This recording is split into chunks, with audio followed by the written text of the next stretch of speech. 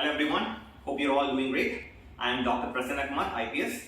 So welcome to this program of Art of Interview by IIS Delhi Institute.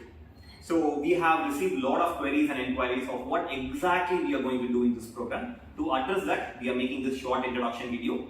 So first of all, in the first session, we are going to break a lot of myths which happens during this interview process. We are not just going to focus on what exactly UPSC wants, and on the other hand, we are also going to explain you what, as a student or as an aspirant, what you should do. What are the myths surrounding you? Let me give an example. Say for example, I am from medical science background. I am a doctor basically. So last year, before the day when I went for interview, there was a huge article which was going on in the newspaper for the past 2-3 days, which talked about semiconductor shortage in India.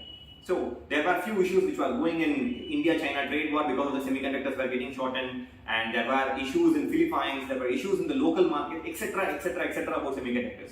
Should I read these articles in detail?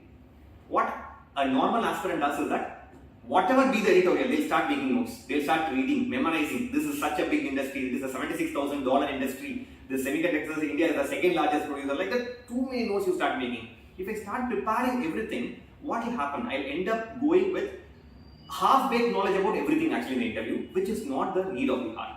So being a doctor, what I need is that semiconductor is not my area of expertise. So if they ask detailed questions about semiconductor, what are the elements used in semiconductor, I will always say, sorry sir, I do not know about this.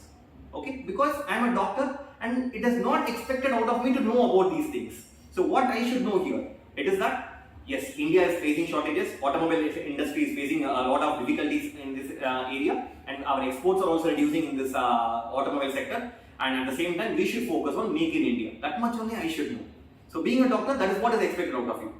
And second thing, say for example, I am a doctor, I should read about the functions of ASHA, the sub-centers, what exactly PHC works, how many staffs are there in PHC, etc. is needed for me. But if you are a non-medico, what exactly is needed for you? Yes, there are issues in the primary health center. What primary healthcare we are missing, that is why a lot of people are rushing to directly to the tertiary healthcare. We are not focusing on the out-of-pocket expenditure, which is 69%. This much only is needed for a non-medical student. We will not go beyond that. What exactly? You should just identify few issues only because it is not your area of expertise. But if you are an engineering student, say from ECE background, semiconductors is your cup of tea. You need to read in detail about this factor.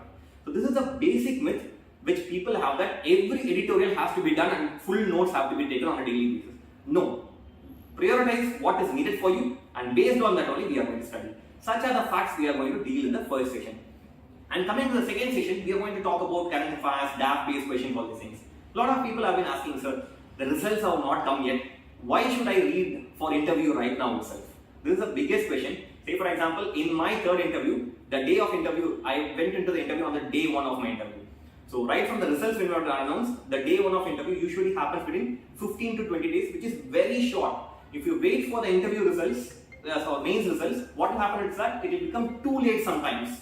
So that will be the time where you cannot even read the entire DAF. So it is better to start reading now itself, at least little bit, because as an aspirant, I always know that after mains, a lot of people waste a lot of time, and we have a lot of time around you. So start looking at the world at a different perspective. Become a better person right now. This is the time we can modify our personality also a little bit, so that you become prepared for the interview in the right way. And that is why it is better to start for interview right now